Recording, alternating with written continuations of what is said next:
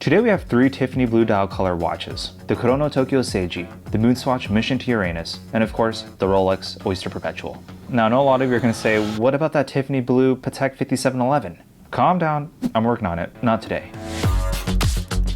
So we're going to go head to head on these three Tiffany blue dial color watches and ranking them based on their color, design, construction, and overall value on a scale of 1 to 5. So let's get started.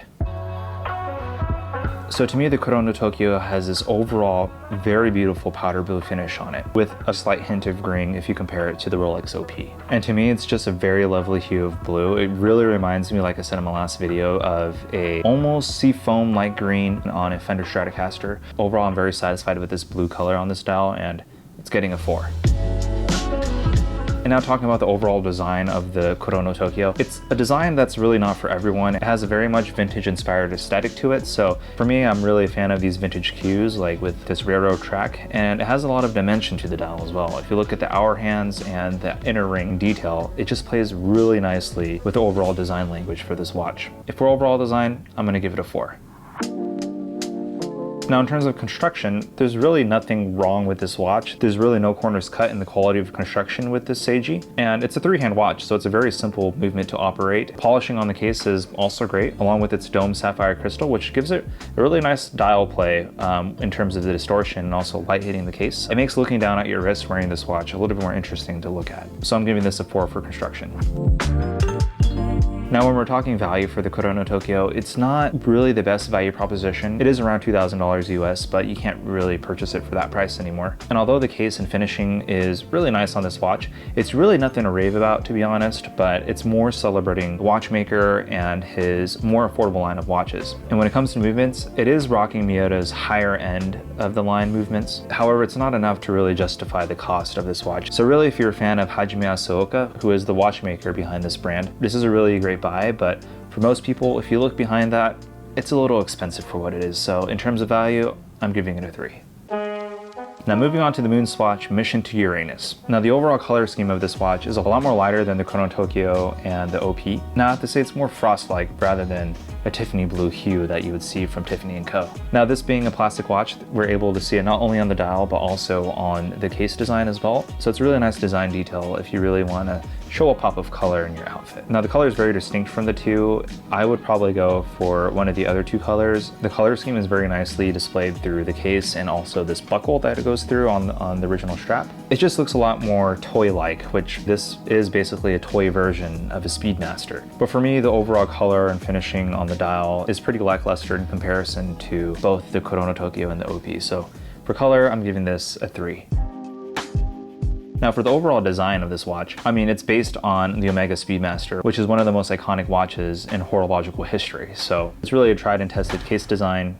It's getting a 4.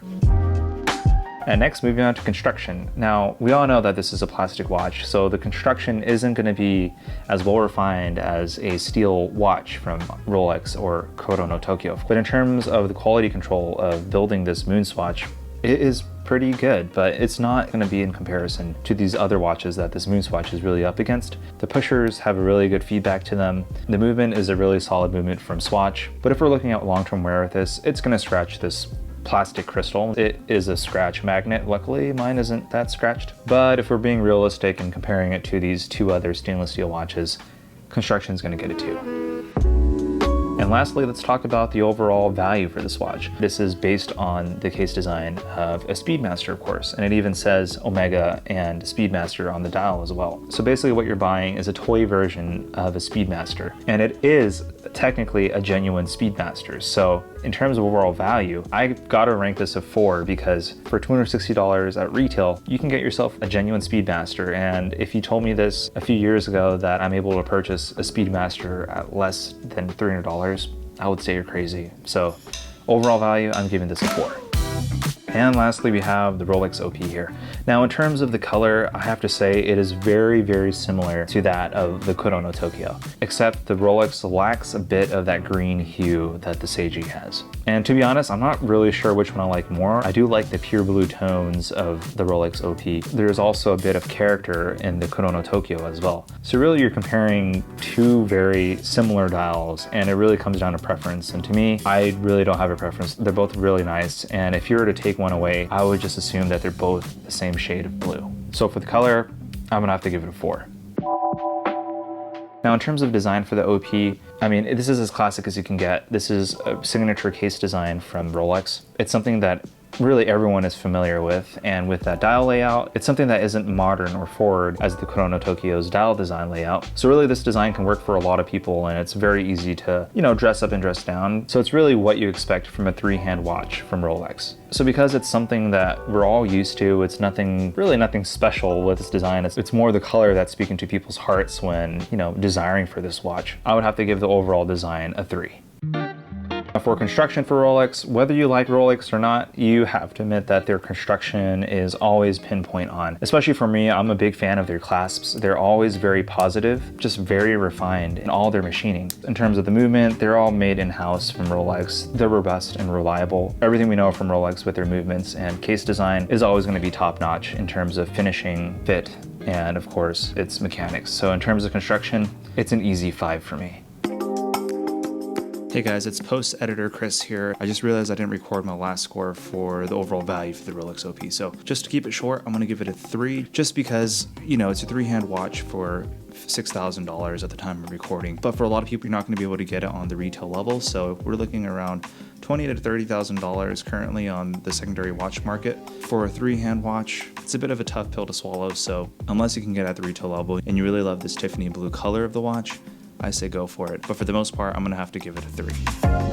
Alrighty, so after tallying up all the total scores, the one that came ahead was, well, it was actually a draw. It was between the Rolex OP and the Kurono Tokyo Seiji. And frankly, I'm not that surprised at all. I'm both a fan of the Rolex OP and also the Seiji, and they are both unique to their own design language as well. Now, in terms of the MoonSwatch, it's a really great watch, and you know, you can't really compare a plastic watch to these 2 other refined stainless steel watches. But for overall value, if you want to scratch that itch to own a Speedmaster and to own it in all these fun colors, the MoonSwatch is really a great choice for you. But you know what, the Kurono Tokyo Seiji and also the Rolex OP, they all spend most of the time on my wife's wrist. So maybe I would just ask her, out of these 2 watches, the Rolex OP and Kurono Tokyo, which one is your favorite? Can I pick both? You can't pick both because both the scores are the same. It's a tie between these 2, so you're gonna have to break the tie. Just say it, just pick one. Let me explain why before I pick it. Okay, the Kurono been with me for quite a bit, so it's more memories. Even though the OP is absolute favorite watch, because it seems I didn't really wear it yet, so Kurono is the winning. All right, well, I guess we found ourselves a winner in terms of my wife's watch. She loves the Kurono more because she has more memories with this watch, and I can totally understand that. I'm a little sentimental to my watches too, so I can get by that. Maybe when she gets a chance to really wear this watch more on the wrist, she's a little scared about scuffing it up, but you know, I like to wear my watches. She likes to keep her stuff clean. Maybe she'll grow to like this one more too. So out of these 3 watches, let me know which one's your favorite out of the bunch. Hope you all enjoyed this video. If you're new to this channel, please be sure to subscribe. Also, if you have any video ideas for me, please let me know. I'm always open to suggestions. Well, that's about it, everyone. This is Chris from Clicky Bezel, and we'll see you next time.